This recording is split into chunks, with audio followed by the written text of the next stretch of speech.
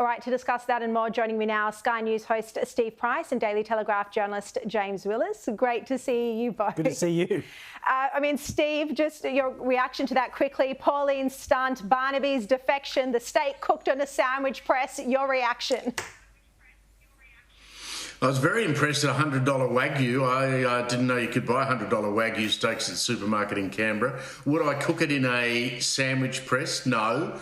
Wagyu is best cooked on a very hot stainless steel hot plate so you can wipe away the fat. I don't know where the fat went, presumably all over the floor in her office. She wouldn't want to try cooking me a steak on a sandwich press. I would not eat it. You wouldn't eat it. Or what do you think, James? Oh, I think it's. I mean, look, I'm not a food health and safety expert, but I think the food poisoning alarms are a little bit over the top.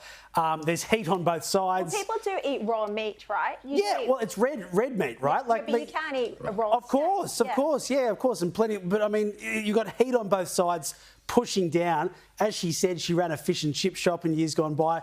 I think it's fine. I think it would have been delicious. Good cut of meat. I think that's play on with the pie to wash it down as well. Yeah. And what do you think about the overreaction?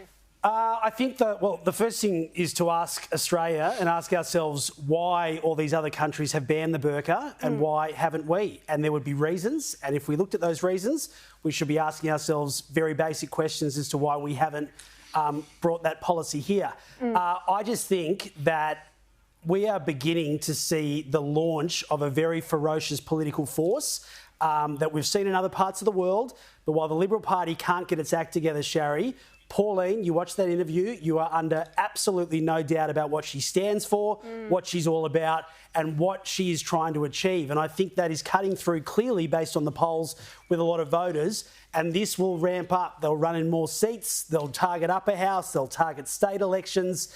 We're beginning to see the rise of One Nation in a big way. Yeah, I mean, perhaps similar to reform in the UK. Very quick reaction to that, Steve. I mean, something that has been banned in many parts of the world, we can't even have a conversation about here. You know, people are too scared of speaking about these sort of issues. I mean, you know, you look at what's happening in Iran and it's extraordinary.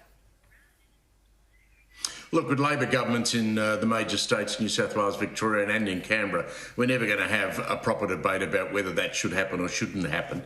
I've got to say, I thought the most interesting development, I think Pauline let the cat out of the bag and told you just then that Barnaby's going to join One Nation.